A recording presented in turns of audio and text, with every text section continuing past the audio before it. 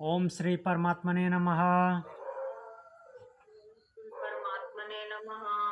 अथ वेदांत दर्शन अथ वेदांत दर्शन शांति पाठ। शांति पाठः। ओम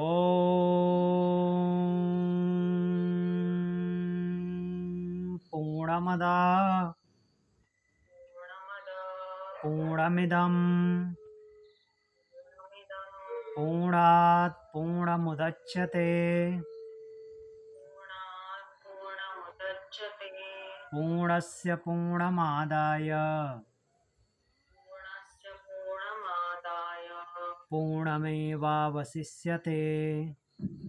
पूर्णमेवावशिष्यते। ओम शांति शांति शांति। Bow down your head, rub your both palms.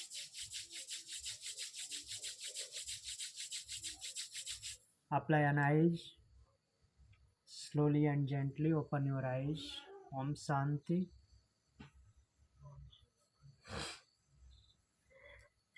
तो हम कल 36 नंबर सूत्र देखे थे।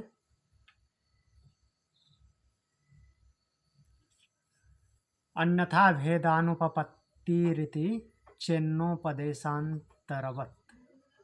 यदि ऐसा कहो कि दूसरे प्रकरण से अभेद सिद्ध नहीं होगा, अभेदानुपपत्ति किसमें? जीवात्मा और परमात्मा।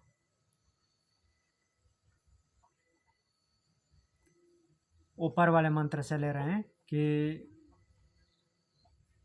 जो प्रकरण चल रहा है उसमें जीवात्मा और परमात्मा का अभेद मानना ही उचित है, अर्थात भेद नहीं है। तो इति न, तो यह ठीक नहीं है।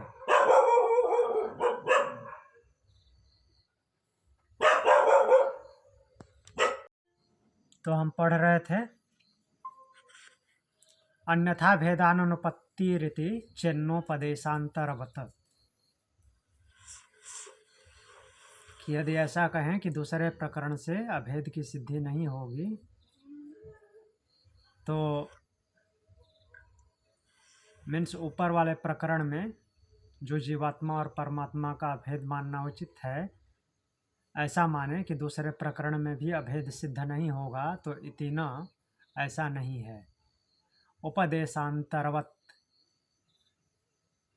उपदेशांतरवत् उपदेश की बात कही गई है। दूसरे उपदेश की भांति अभेद की सिद्धि हो जाएगी, अर्थात भेद नहीं होना सिद्ध हो जाएगा, ऐसा बोलते हैं कि परमात्मा और जीवात्मा में वास्तव में भेद नहीं है। जीवात्मा मूल रूप से वही है जो परमात्मा है। इसमें हमने उदाहरण भी देखे थे सयुजा शाखा का, पिछले मंत्र से देखा था।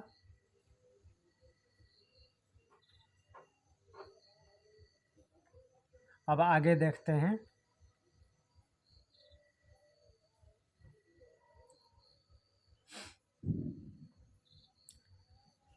बोलते हैं कि यदि परमात्मा और जीवात्मा का उपाधिकृत भेद और वास्तविक का भेद मान लिया जाए,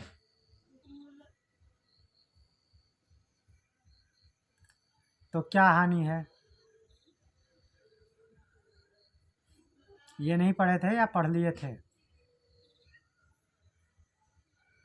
अच्छा, इसको देखते हैं। नहीं पढ़ा था। परमात्मा और जीवात्मा का उपाधिकृत भेद मतलब कि उपाधि में जो भेद है, उपाधिकृत भेद मतलब कि जो उसको नाम दिया गया है।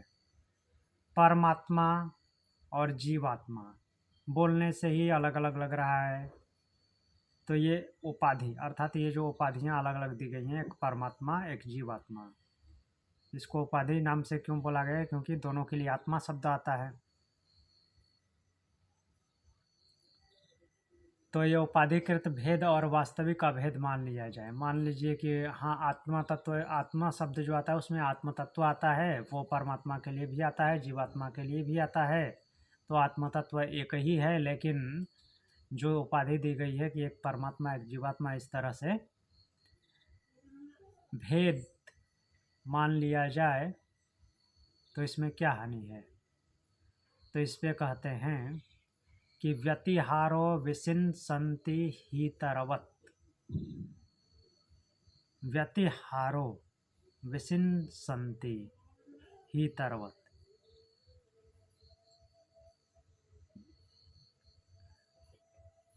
तो बोल रहे हैं कि व्यत्यय करके अभेद का वर्णन है, व्यतिहार। तो उपाधिकृत भेद सिद्ध नहीं होता है।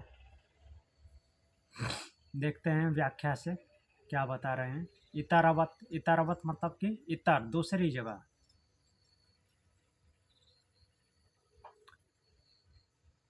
विशिन्सन्ति, विशिन्सन्ति अर्थात विशेषण देकर के वर्णन होता है दूसरी जगह, तो इसलिए भेद नहीं है, अभेद है। देखिए क्या कहाँ कहाँ वर्णन है। परमात्मा के साथ जीवात्मा की एकता का प्रतिपादन करते हुए श्रुति ने कहा है, तद यो अहम सो असौ यो असौ सोहम। जो मैं हूँ सो वह है, और जो वह है वो मैं हूँ। ऐतरेय आरण्यक का ये मंत्र है 2, 4, 3। और क्या एग्जाम्पल है, त्वम वाहमस्मि भगवो देवते अहम वै त्वमसि, वराहोपनिषद। ये अलग उपनिषद है, जो हमने पढ़े हैं उनसे अलग है। उसमें 2:24 में लिखा गया, त्वम वाहमस्मि भगवो देवते अहम वै त्वमसि, अर्थात दोनों की एकता सिद्ध की गई है, परमात्मा और जीवात्मा।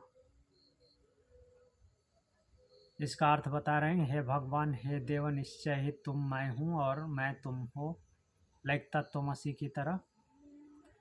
इस प्रकार व्यतिहार पूर्वक अर्थात एक दूसरे के धर्मों का विनिमय करते हुए, अर्थात दोनों के लक्षण तो एक ही हैं, इसको व्यतिहार बोलेंगे। तो ऐसा करके, हाँ, का मतलब क्या?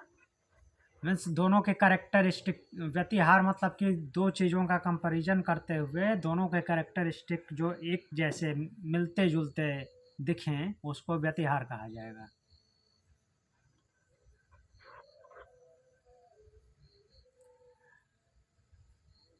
फिर बोल रहे हैं कि जहाँ इतर वस्तु की भांति वास्तव में भेद होते हुए भी प्रकारांतर से अभेद बतलाना अभिष्ट हो, जैसा कि दूसरी जगह श्रुति में देखा जाता, अथ खलु य उद्गीत स प्रणवो य प्रणव स उद्गीत। प्रणव का एग्जाम्पल लिए हैं। प्रणव एक जगह उद्गीत है, एक जगह प्रणव है, ओम को बोल रहे हैं। छांदोग्य उपनिषद 1:5-1 बोल रहा है, अथ खलु यह उद्गीत, अर्थात निश्चय ही जो उद्गीत है वह प्रणव है, और जो प्रणव है वही उद्गीत है। ये तो सर्वविदित है। ऋग्वेद में ओमकार को प्रणव बोला जाएगा, और सामवेद में उसी ओमकार को उद्गीत बोला जाता है। क्यों? क्योंकि उच्चैः गानम, उच्च गान किया जाता है, तो उच्च गान को, साम गान को उद्गीत बोला जाता है, और उसका जो ऋत्विज है वो उद्गाथा है।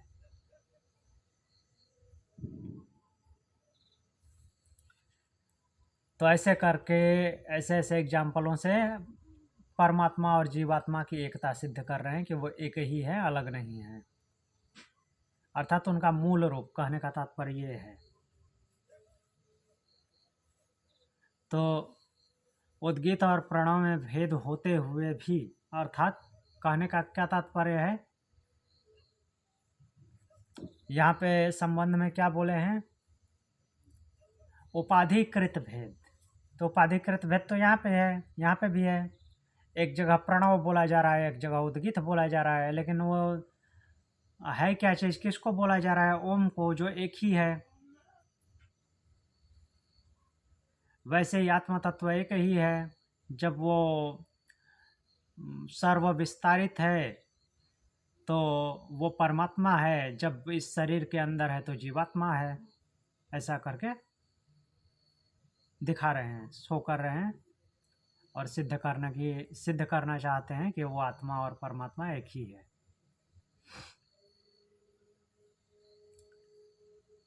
तो इस तरह से इसका प्रतिपादन करते हैं। फिर बोल रहे हैं कि जहाँ उपाधिकृत भेद होता है वहाँ ऐसा कथन संगत नहीं होता।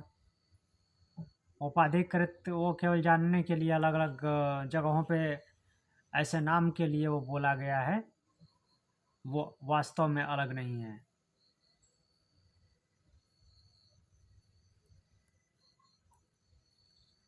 आगे देखते हैं। इसमें आगे वही लिखे हैं कि जब वो मुक्त होता है तो परमात्मा को अर्थात उसी के रूप वाला हो जाता है, उसको प्राप्त हो जाता है, अर्थात वो एक ही है। जीवात्मा जब मुक्त होगा तो उसके लक्षणों वाला हो जाता है और उसको मीन्स उसी में समाहित हो जाता है परमात्मा में। तो इस प्रकार से भी यह सिद्ध होता है कि जीवात्मा और परमात्मा अलग अलग नहीं है। अब आगे बोलते हैं कि औपाधिक भेद की मान्यता का निराकरण करते हुए ये अगला सूत्र बोलते हैं, सैव ही सत्यादय, सा एव ही सत्य आदय। इतने शब्द हैं इसमें, सा एव ही।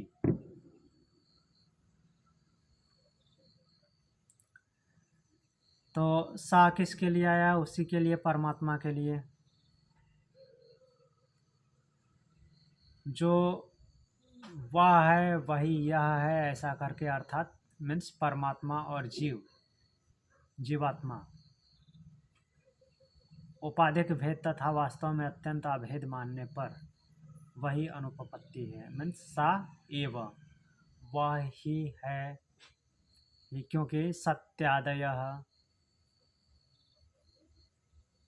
सत्य आदि के द्वारा ऐसा सिद्ध होता है। सत्य आदि मतलब कि जो उसके वास्तविक लक्षण है, उससे ये सिद्ध होता है कि दोनों एक ही हैं। अर्थात जीवात्मा भी जब निस्त्रय गुण, जो भगवत गीता में भगवान बोलते हैं निस्त्रय गुण्यो भव अर्जुन, निस्त्रय गुण्य हो जाता है तो वो भी परमात्मा हो जाता है। अलग कोई परमात्मा नहीं होता है, नहीं सोचना है कि वो अलग से परमात्मा हो जाता है, उस परमात्मा में विलीन हो जाता है।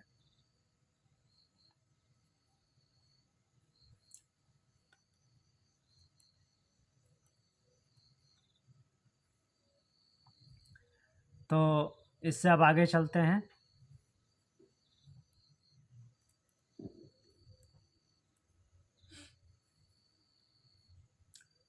बोलते हैं कि यदि यह कहा जाए कि परम ब्रह्म परमेश्वर में जो सत्य कामत्व आदि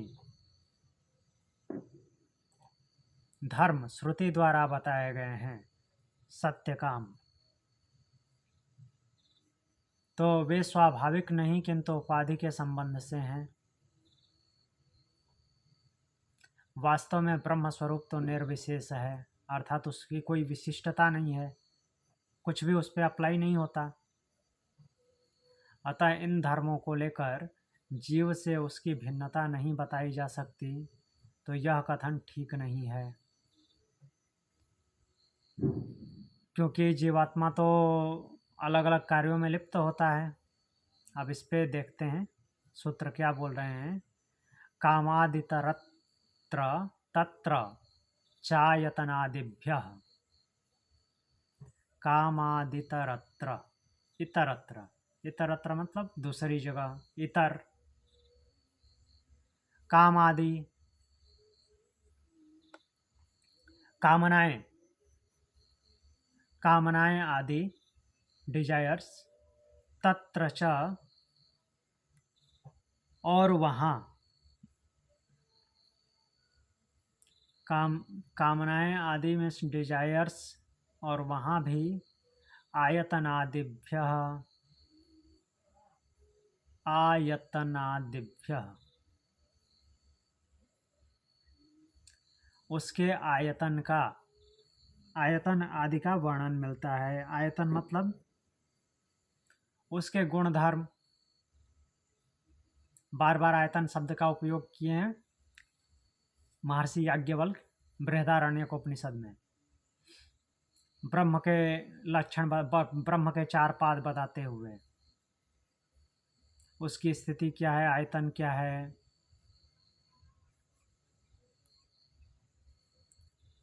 तो देखते हैं, क्या सूत्र से पूरा क्लियर नहीं हुआ। कामादि इतरत्र, इतर मीन्स दूसरी जगह, काम आदि होने से वहाँ भी च आयतनादिभ्य, आयतन का वर्णन हुआ है। तो इससे तो परमात्मा का भी लक्षण बताया गया है, और वो निर्विशेष है ऐसा भी जाना जाता है। तो क्या बोलते हैं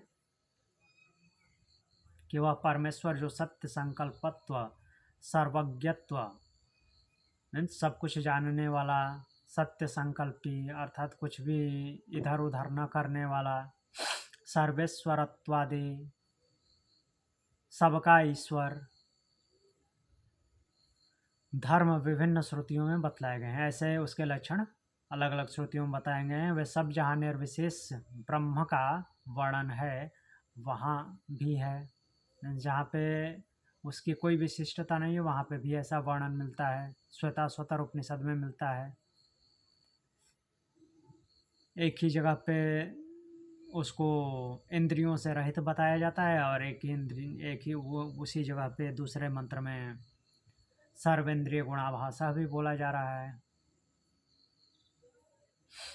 तो फिर बोलें कि निर्विशेष स्वरूप का प्रतिपादन करने वाली श्रुतियों में भी ब्रह्म के सर्वधारत्व आदि सविशेष धर्मों का वर्णन है। मीन्स उसको साकार रूप में दिखाया गया है, अर्थात सगुण, नाट साकार, सगुण गुणों के साथ। बृहदारण्यक में गार्गी के प्रश्न का उत्तर देते हुए याज्ञवल्क्य ने उस परम अक्षर परमात्मा के स्वरूप का वर्णन किया है। क्या बोलते हैं वहाँ पहले, अस्थूलम अनणु, वह न स्थूल है न सूक्ष्म है। अस्थूलम अर्थात स्थूल नहीं है, तो क्या सूक्ष्म है? नहीं, सूक्ष्म भी नहीं है। तो इस तरह से द्वंद्व उत्पन्न हो रहा है ना, स्थूल भी नहीं है सूक्ष्म भी नहीं है। कोई एक तो होना चाहिए, स्थूल नहीं तो सूक्ष्म है, नहीं सूक्ष्म भी नहीं है। तो कहने का तात्पर्य है कि वो कुछ उस पर अप्लाई ही नहीं होता। स्थूलता शब्द नहीं अप्लाई होता, सूक्ष्मता शब्द भी नहीं अप्लाई होता। तो इस तरह से वह उसको निर्विशेष बतलाया गया है। इस अक्षर के ही प्रशासन में सूर्य और चंद्रमा धारण किए हुए हैं। ये बृहदारण्यक में आता है, और दूसरी जगह तैत्तरीय में भी आता है। कठोपनिषद में भी ऐसा ही बोल रहे हैं यमराज, कि उसके ही अनुशासन में इंद्र, अग्नि, पवन ये सब कार्य करते हैं, और मैं भी उनके ही अनुशासन में, अर्थात उसके ही भय से अग्नि भी दौड़ता है। अग्नि नहीं, मृत्यु, पंचम मृत्यु धावती।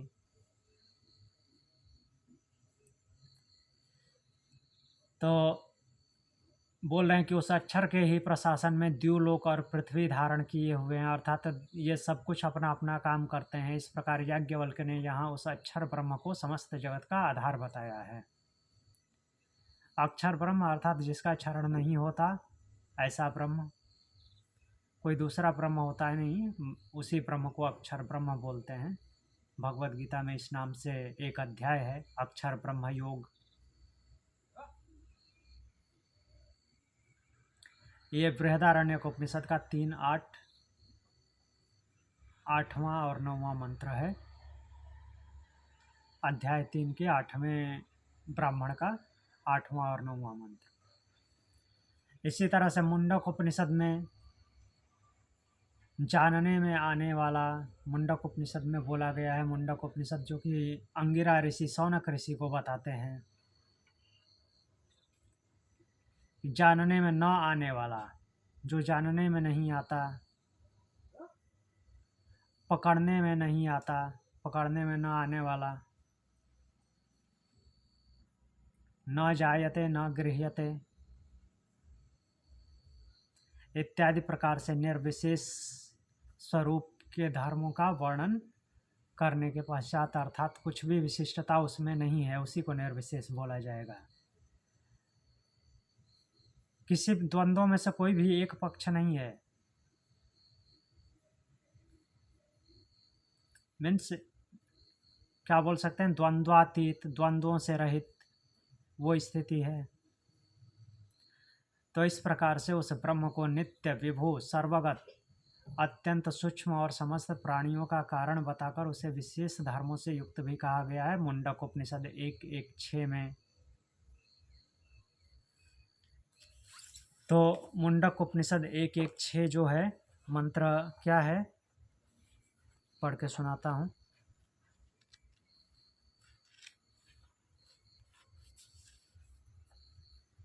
एक 1:6 यतदृश्यम अग्राह्यम अगोत्रम अवर्णम अचक्षु श्रोत्रम तदपाणिपादम नित्यम विभुम सर्वगतम सुसूक्ष्मम तदव्ययम यद्भूत योनिम परिपश्यन्ति धीरा। जो क्या है, अदृश्यम, जानने में नहीं आता, अग्राह्यम, ग्रहण करने में नहीं आता, अर्थात पकड़ा नहीं जा सकता है जिसको, अगोत्रम, जो गोत्र से रहित है, अवर्णम, रंग से रहित है, अचक्षु श्रोत्रम, नेत्र और कान से रहित। कहने का तात्पर्य है कि किसी भी ज्ञानेंद्रियां, कोई भी ज्ञानेंद्रिय उसके पास नहीं है। अपाणिपादम, अपाणिपादम 2 ही शब्द यहाँ पर लिखा है, हाथ और पैर, इससे समझ लेना है कोई भी कर्मेंद्रिय भी नहीं है।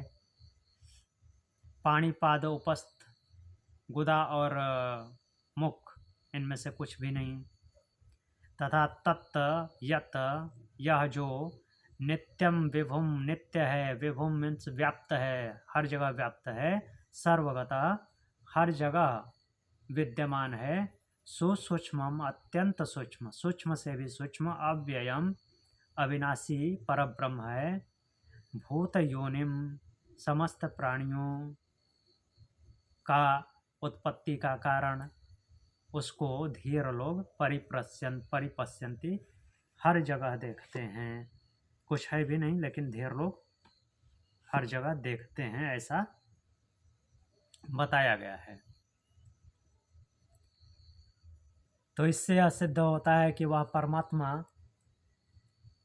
क्या बोल रहे हैं, दोनों प्रकार के धर्मों वाला है।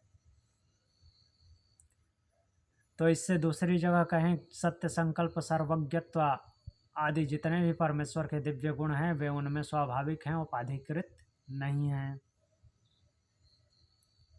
तो जिन लक्षणों का वर्णन नहीं है, जहाँ पे जिन लक्षणों का वर्णन नहीं है वहाँ उनका अध्याहार कर लेना चाहिए, अर्थात जो लक्षण जहाँ पे नहीं मिलते हैं वहाँ दूसरे जगह से ले लेना चाहिए। तो इस प्रकार परमात्मा और जीवात्मा में समान धर्मता न होने के कारण उनमें सर्वथा अभेद नहीं माना जा सकता। अर्थात जो जीवात्मा में लक्षण दिखते हैं वो परमात्मा में अपर ब्रह्म के रूप में है।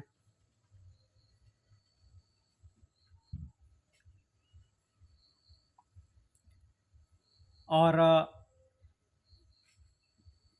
परमात्मा का जो वास्तविक स्वरूप है अर्थात परब्रह्म स्वरूप, उस पर कुछ भी अप्लाई नहीं होता। मीन्स किसी चीज़ का होना और न होना उसमें कुछ भी नहीं होता।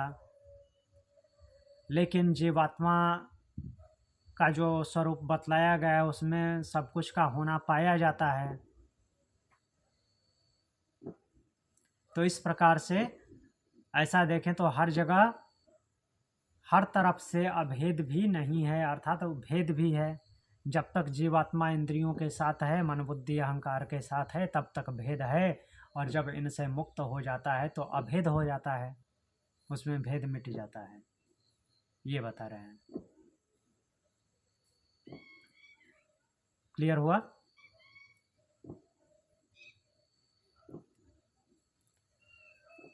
फिर आगे संबंध बोलते हैं। यदि जीव और ईश्वर का भेद उपाधिकृत नहीं माना जाएगा, अर्थात जीवात्मा और परमात्मा उपाधिकृत भेद नहीं है, ये उनके लक्षण भेद हैं वास्तव में, तब तो अनेक दृष्टाओं की सत्ता सिद्ध हो जाएगी। अनेक दृष्टाओं की सत्ता बोले तो बहुत सारी आत्माएं हैं, लेकिन आत्मा तो एक ही है, और दोनों को उपाधिकृत भेद नहीं मान लिया जाए, वास्तविक भेद मान लिया जाए कि दोनों में वास्तविक भेद है, वास्तव में दोनों अलग अलग हैं। तो जितने प्राणी उतनी आत्माएं, ऐसा ही हुआ। क्या क्या उपाधिकृत भेद नहीं माना जाएगा, मतलब उपाधि में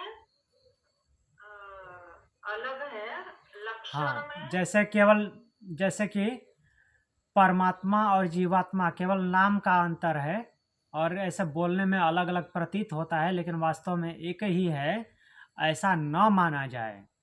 वास्तविक भेद मान लिया जाए कि वास्तव में जीवात्मा लक्षणों के द्वारा ही जीवात्मा अलग है और परमात्मा अलग है, वो एक हो ही नहीं सकते। ना नहीं है ऐसे। हाँ, अभी के सूत्र से तो प्रूफ किया ना कि मतलब एक ही है। हाँ, एक ही है, प्रूफ किया, लेकिन फिर भी ऐसा दिमाग में अगर प्रश्न आता है कि मान लीजिए कि उपाधिकृत भेद नहीं है, अभी ये भी तो बताया कि जीवात्मा में लक्षण पाए जाते हैं, जीवात्मा में सब कुछ अलग अलग कर्मों के, संस्कारों के, और क्या बोलते हैं कि डिजायर, इच्छाएं, कामनाएं पाई जाती हैं, जो परब्रह्म में नहीं होती। तो हाँ, जब वो मुक्त होगा उसकी अलग बात है, मुक्त होगा तो वहाँ पे उस टाइम पे वो अभेद हो जाएगा। लेकिन ऐसे अगर पाया जाता है तो केवल उसको ही लक्ष्य करके ऐसा मान लिया जाए, वो मुक्त होकर के मिलने की बात छोड़ दीजिए। जीवात्मा में अलग अलग लक्षण दिखते हैं और परमात्मा में कोई लक्षण नहीं है, तो इस तरह से मान लिया जाए कि उसमें उपाधिकृत भेद नहीं है, अर्थात वास्तविक भेद मान लिया जाए कि ये गुण कर्मों वाला है और दूसरा गुण कर्मों वाला नहीं है। तब तो अनेक दृष्टाओं की सत्ता सिद्ध होगी, अर्थात जितने जीव, अर्थात जितने शरीरधारी उतनी आत्माएं, ऐसा हो जाएगा, सभी अलग अलग। तो इस परिस्थिति में श्रुति द्वारा जो यह हाँ द्वैतवाद हो जाएगा फिर। हाँ द्वैत हो जाएगा। हाँ, तो मीन्स जैन की तरह हो जाएगा, जितने शरीर उतनी आत्माएं, जैनियों की तरह। अच्छा, जैनिज्म में ऐसा है। हाँ, वहाँ पे मुक्ति है, लेकिन वहाँ पे परमात्मा का कॉन्सेप्ट नहीं है, सारे एक ही हैं, ऐसा नहीं है। तो फिर मुक्ति का कॉन्सेप्ट क्या है उनकी? मतलब कि वो जीवात्मा शरीर के लक्षणों से, अर्थात कर्म बंधनों से, और जो डिजायर्स हैं, अर्थात गुणों, 3 गुणों सत्व रज तम, इनसे मुक्त हो जाता है। कहाँ जाएगा किस हाँ, कहाँ जाएगा, किस में मिलेगा, ये कोई कॉन्सेप्ट नहीं है। अच्छा, मुक्ति, डिजायर से मुक्ति ही उनके हिसाब से हाँ, मोक्ष मुक्त है। होना है, मोक्ष है।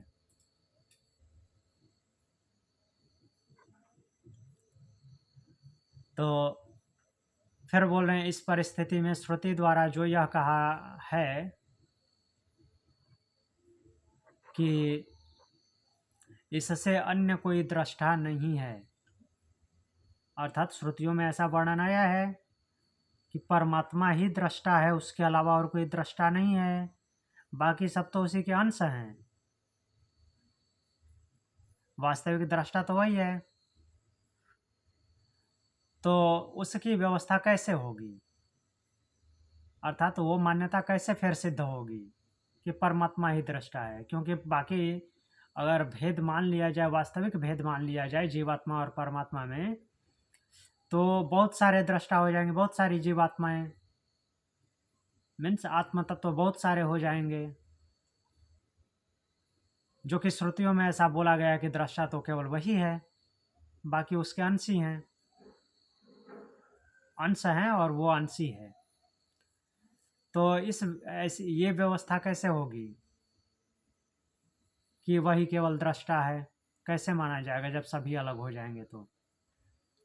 तो बोल रहे हैं आदरादलोपः, आदरात,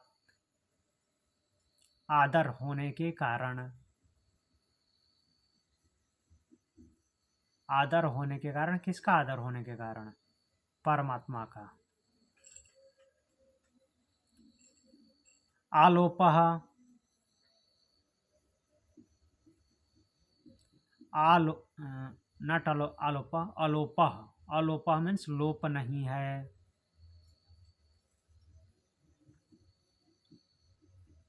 तो अन्य दृष्टा का निषेध नहीं है, आदर का भाव होने के कारण। अब इसको देखते हैं किस तरह से इस सूत्र के साथ डील किया जाए। तो बोल रहे हैं कि उस परम ब्रह्म परमेश्वर को सर्वश्रेष्ठ बतलाने के लिए वहाँ आदर की दृष्टि से अन्य दृष्टा का निषेध किया गया है, वास्तव में नहीं। भाव यह है कि वह परमेश्वर जो है, अर्थात परमात्मा परब्रह्म, ऐसा दृष्टा, ऐसा सर्वश्रेष्ठ ज्ञाता है कि उसकी अपेक्षा अन्य सभी जीव दृष्टा होते हुए भी नहीं के समान है, क्योंकि उनमें पूर्ण दृष्टापन नहीं है। अर्थात वो केवल अपने लिए दृष्टा हैं। जब तक वो जीवात्मा के रूप में है तब तक वो अलग से दृष्टा हैं, लेकिन वो सर्वनियंता की तरह सर्वद्रष्टा नहीं है। प्रलय काल की बात कर रहे हैं। प्रलय काल में जड़ तत्वों की भांति जीवों को भी किसी प्रकार का विशेष ज्ञान नहीं रहता। प्रलय काल मतलब प्रयाण करने के बाद, शरीर छोड़ने के बाद, इस शरीर को छोड़ने के बाद किसी चीज़ का कोई ज्ञान नहीं रहता। फिर किस बात का दृष्टा? जब तक शरीर में है तब तक दृष्टा है। वर्तमान काल में भी जो जीवों का जानना, देखना, सुनना आदि है, अर्थात शरीर में रहते हुए भी जो देखते, सुनते, जानते हैं, वह लिमिटेड है, सीमित है। जब तक इंद्रियां काम करती हैं, सेंसेस काम करते हैं, सब कुछ वो जानते सुनते हैं। इंद्रियां काम करना बंद कर देती हैं, कोई जानना सुनना नहीं होता।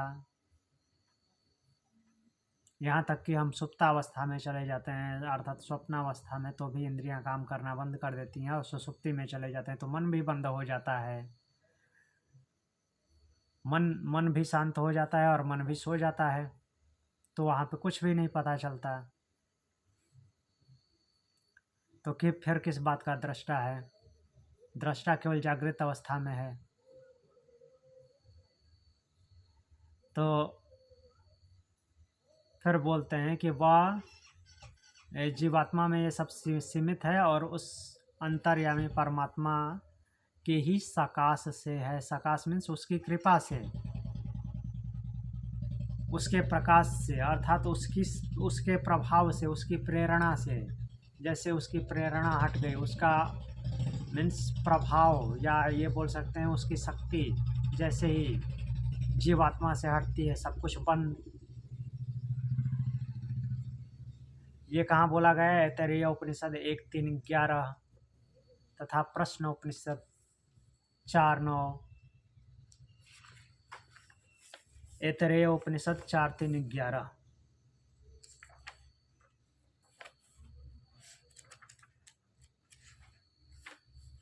ऐतरेय उपनिषद अध्याय 4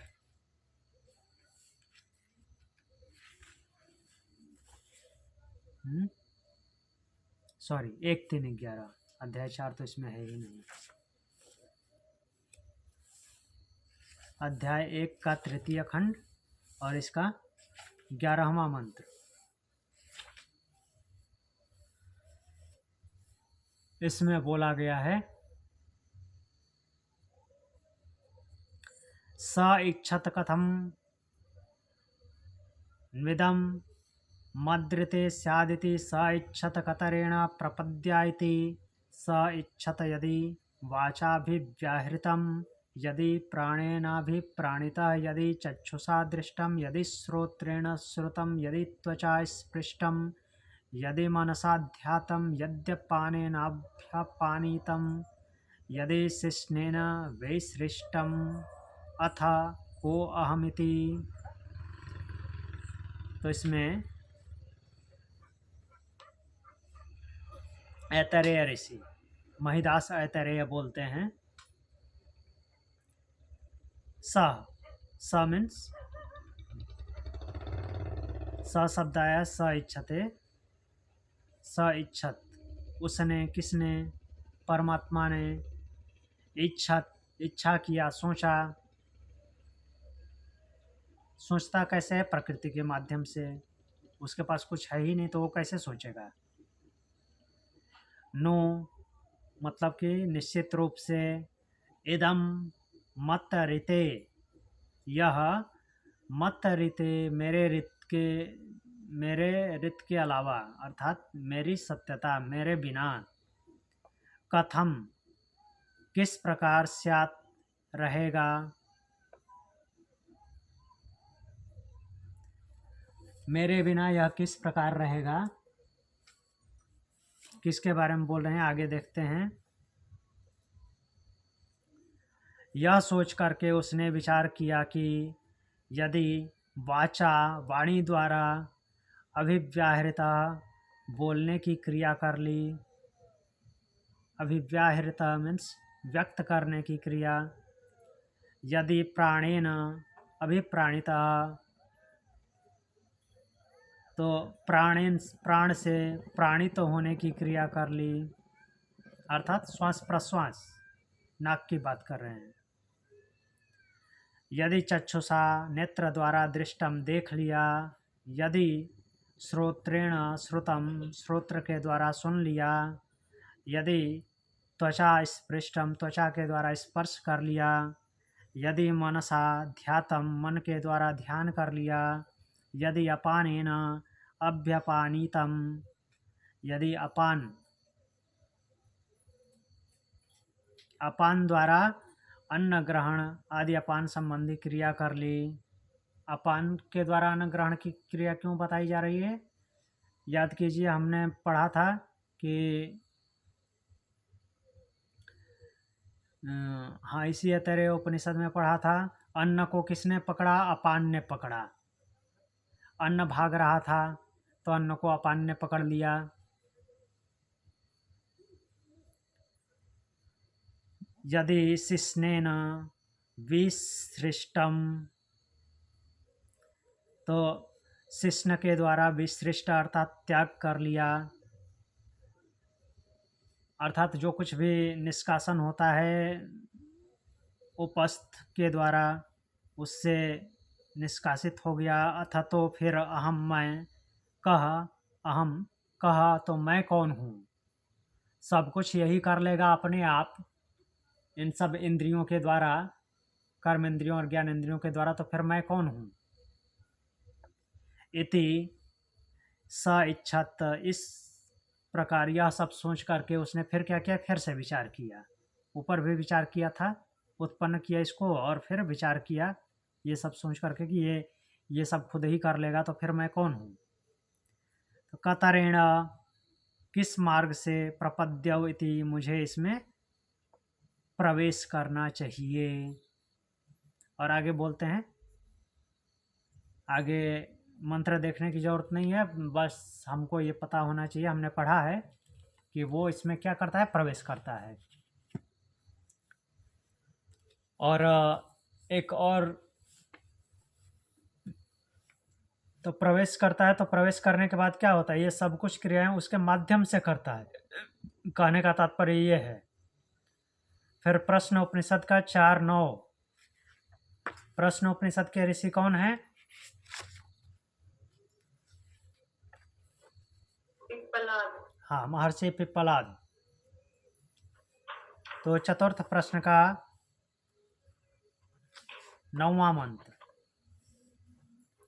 बोलते हैं, एष हि द्रष्टा स्पृष्टा श्रोता घ्राता रसयिता मंता बोद्धा कर्ता विज्ञानात्मा पुरुषः स परे अक्षरात्मनि संप्रतिष्ठते। एष हि द्रष्टा, एष मीन्स यह जो, द्रष्टा स्पृष्टा, द्रष्टा मीन्स देखने वाला, स्पृष्टा स्पर्श करने वाला, श्रोता सुनने वाला, घ्राता सूंघने वाला, रसयिता रस चखने वाला, स्वाद लेने वाला, मनता मनन करने वाला, बोद्धा जानने वाला, कर्ता कर्म करने वाला, विज्ञानात्मा, विज्ञानात्मा अर्थात विज्ञान आत्मा, विज्ञान आत्मा किसे बोलते हैं? जीवात्मा को।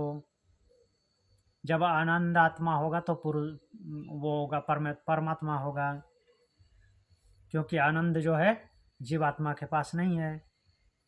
पुरुष, तो यह विज्ञान स्वरूप जो जीवात्मा है, स ही वह भी, अक्षरे अविनाशी परे आत्मनि मीन्स उस परम आत्मा अर्थात परमात्मा में संप्रतिष्ठते अच्छी तरह से स्थित है। अर्थात कहने का तात्पर्य क्या है कि यह जीवात्मा जो कुछ भी करता है, देखना, स्पर्श करना, सुनना, सूंघना, रस चखना, मनन करना, जानना और कर्म करना, ये सब कुछ जीवात्मा किसकी कृपा से करता है? उस आत्मनि अर्थात परमात्मा के कृपा से, अर्थात परमात्मा में ही स्थित है इन सब कुछ के साथ, अर्थात परमात्मा की शक्ति से ये सब करता है।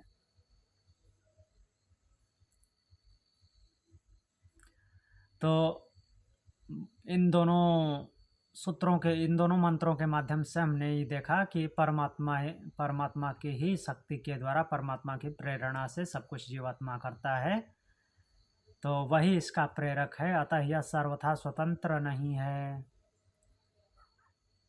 सर्वथा स्वतंत्र नहीं है। हमने पहले भी पढ़ा है कि उसकी प्रेरणा होती है। स्वतंत्रता केवल इतनी है कर्तापन की, मीन्स क्या करना है क्या नहीं करना है वो खुद डिसाइड करना है, लेकिन वो करने की शक्ति कहाँ से आ रही है? परमात्मा से।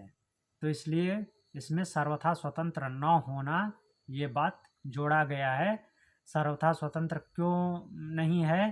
क्योंकि उसकी शक्ति हट जाए तो जो कुछ भी करने की सोचा है वो हो नहीं पाएगा, करता वही रहेगा, जीवात्मा ही होगा, इसमें कोई संदेह नहीं है।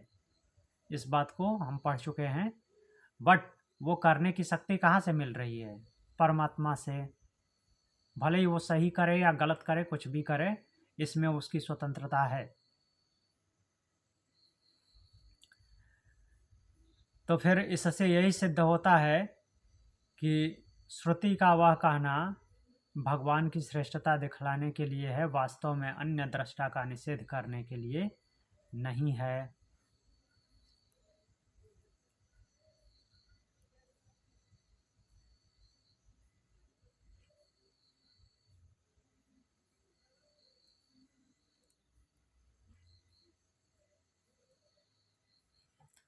तो इससे तो हमें यही पता चला कि जो प्रश्न करता है उसके बात की बहुत सारी जगहों पे पुष्टि भी हो रही है कि जो जीवात्मा अलग है, लेकिन अंत में इस बात का खंडन होता है कि नहीं, वो जीवात्मा जो है पूर्ण रूप से वो अलग नहीं है, वो मीन्स उसकी शक्ति जो है परमात्मा की ही शक्ति है, इसलिए वो परमात्मा और जीवात्मा एक ही है।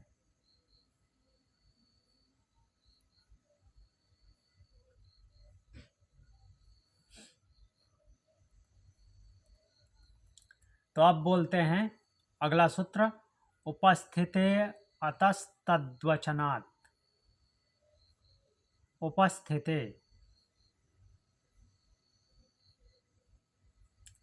अतः, उपस्थिते अतः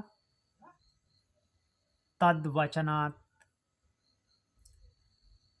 तो तद्वचनात् शब्द क्या बोल रहे हैं कि उन वचनों के आने पर, अतः इस प्रकार,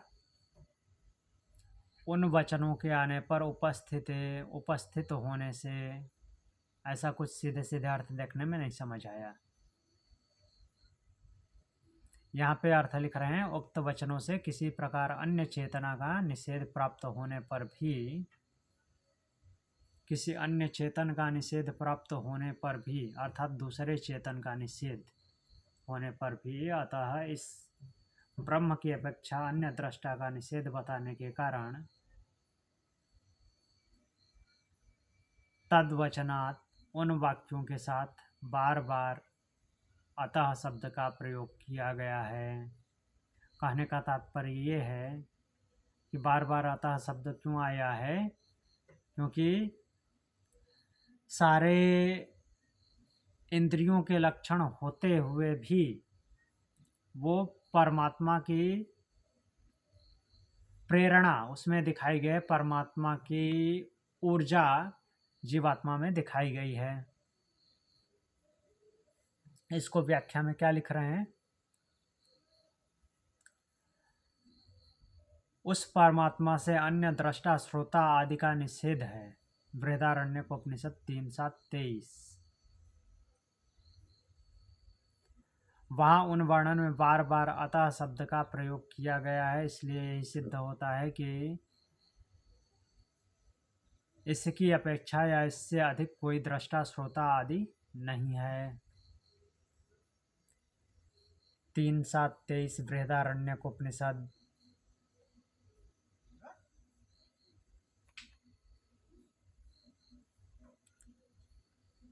एक मिनट, बृहदारण्य खोल लेते हैं।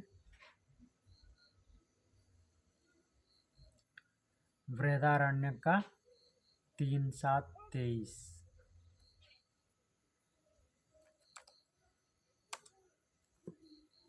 तीसरा अध्याय, सप्तम ब्राह्मण।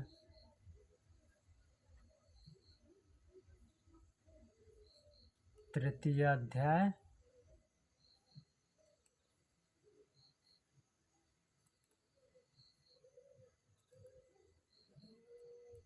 सप्तम ब्राह्मण, अंतर्यामी ब्राह्मण।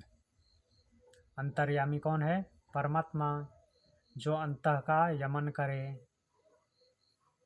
यम से बना है यामी।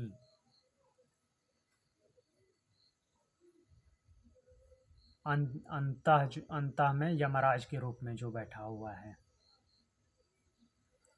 अंतर्यामी अर्थात सब कुछ बैलेंस करता हो। 3:7-23 का मंत्र।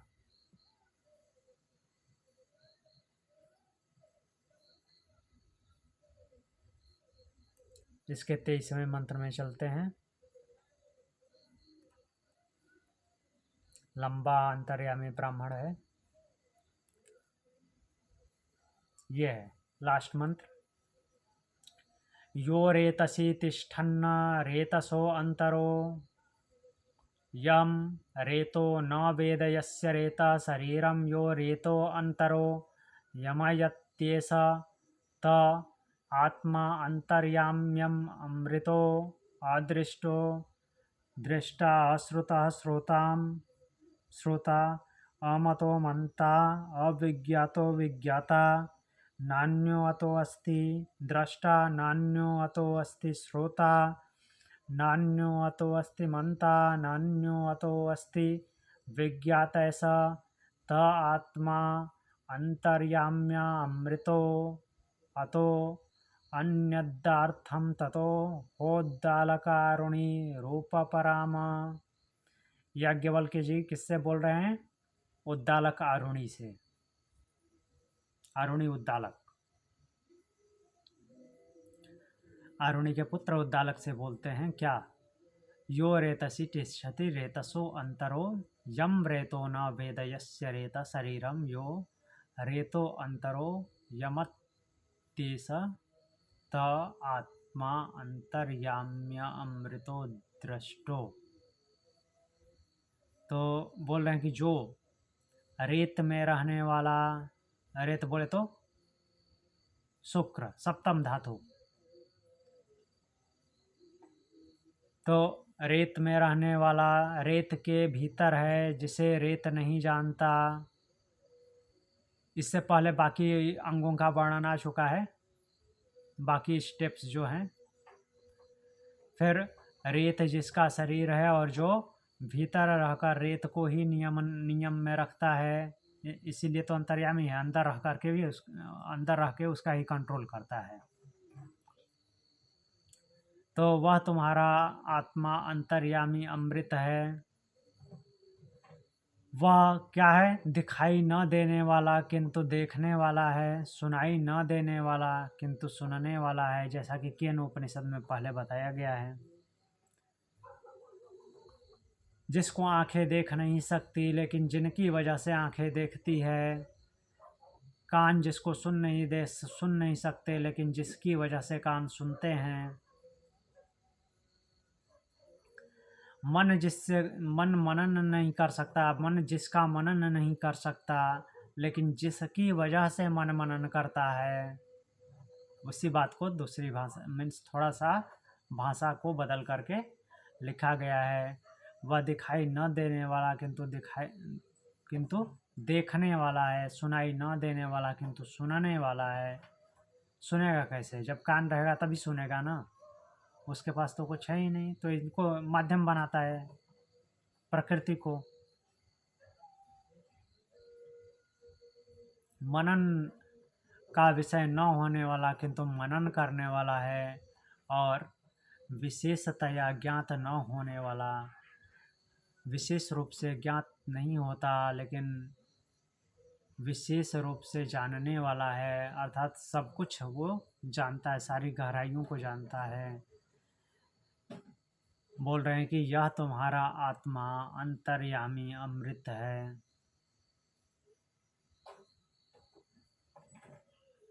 इससे भिन्न सब नाशवान है, अर्थात उसके अलावा जो कुछ भी है सब कुछ नाश को प्राप्त होता है।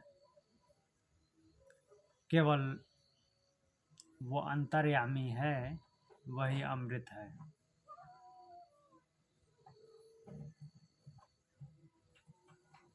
तो इस मंत्र के माध्यम से क्या प्रूफ किया गया, क्या सिद्ध किया गया है,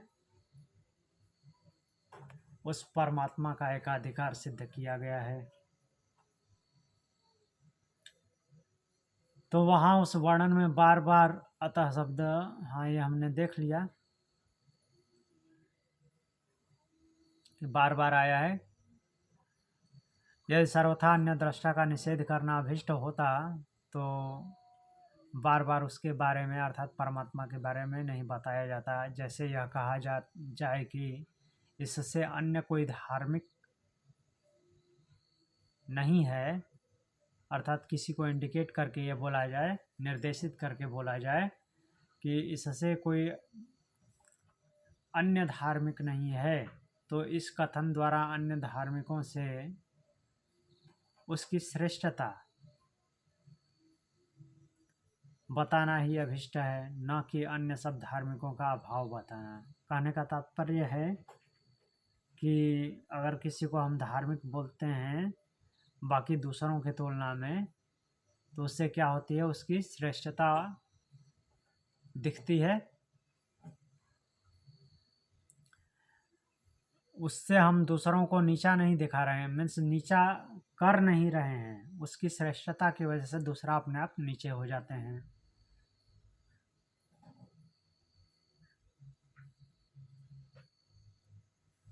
फिर आगे क्या बोलते हैं, वहाँ जो यह कहा गया है कि इस परमात्मा से अन्य कोई दृष्टा आदि नहीं है, उसके अलावा और कोई दृष्टा नहीं है, उस कथन का भी यही अर्थ है उसके अलावा कोई दृष्टा नहीं है, तो उससे क्या अर्थ निकलता है कि कोई दृष्टापन आदि गुणों से युक्त पुरुष नहीं है, यह परमात्मा ही सर्वश्रेष्ठ दृष्टा है। क्योंकि उसी वर्णन के प्रसंग में किसमें, बृहदारण्यकोपनिषद के 3:7-22 तीसरे अध्याय का 7वें ब्राह्मण का 22वां मंत्र, उससे एक पहले परम ब्रह्म परमात्मा को जीवात्मा का अंतर्यामी और जीवात्मा को उसका शरीर बताकर दोनों के भेद का प्रतिपादन किया है। तो यहाँ पे क्या है, परम ब्रह्म परमात्मा को जीवात्मा का अंतर्यामी और जीवात्मा को उसका शरीर बताकर दोनों के भेद का प्रतिपादन किया है। यदि नान्यो अतो दृष्टा इत्यादि वाक्यों से अन्य दृष्टा अर्थात जीवात्मा का निषेध बताना माना जाए, तो पूर्व वर्णन से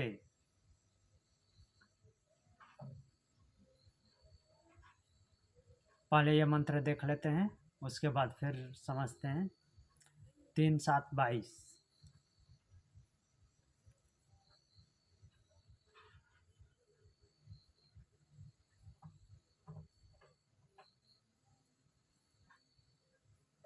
अंतर्यामी ब्राह्मण का 22वां मंत्र।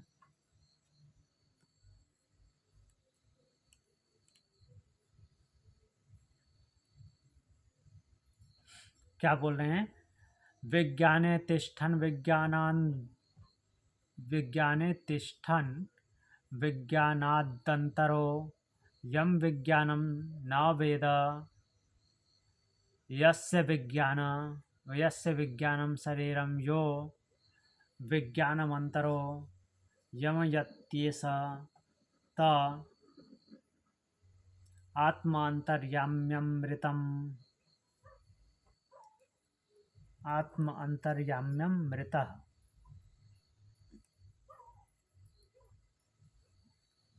तो बोल रहे हैं कि जो विज्ञान में रहने वाला, विज्ञान के भीतर है, जिसे विज्ञान नहीं जानता, विज्ञान बोलने का मतलब विशिष्ट ज्ञान, प्राणी का अपने आप का विशिष्ट ज्ञान, विज्ञान जिसका शरीर है और जो क्या है कि भीतर रह करके विज्ञान को नियम में रखता है, अर्थात विज्ञानमय कोश को अपने नियंत्रण में रखता है। नियंत्रण में रखने का तात्पर्य कि आप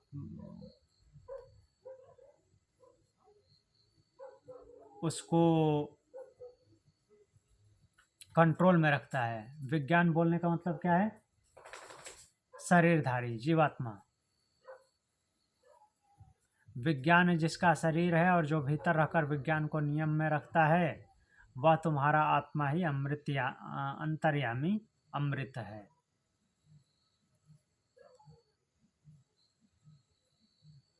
अब इसके आगे चलते हैं।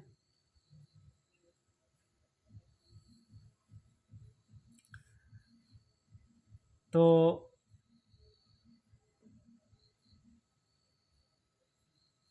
यहाँ पे बोल रहे हैं कि यदि नान्यो अतो दृष्टा इत्यादि वाक्यों से अन्य दृष्टा अर्थात जीवात्मा का निषेध बताया माना जाए, तो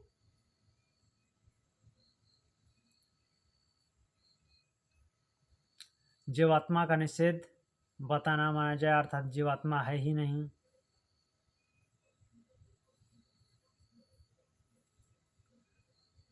तो क्या बोल रहे हैं कि पूर्व वर्णन से विरोध आएगा, जो ऐसा पहले वर्णन हुआ है उससे उससे कंपेयर करेंगे तो इसमें विरोध आएगा।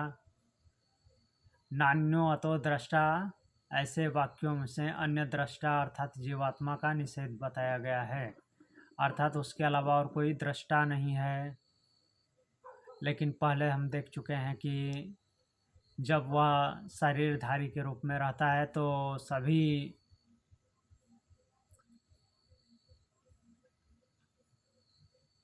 का दृष्टा वही होता है।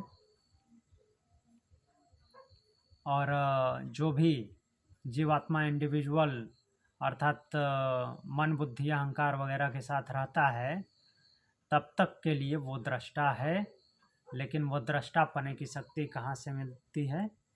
वो है परमात्मा से।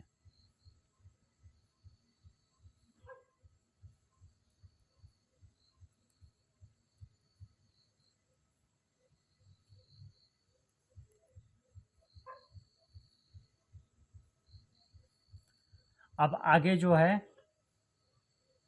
इसके आगे का मंत्र हम कल देखेंगे। यहाँ तक कुछ पूछना है?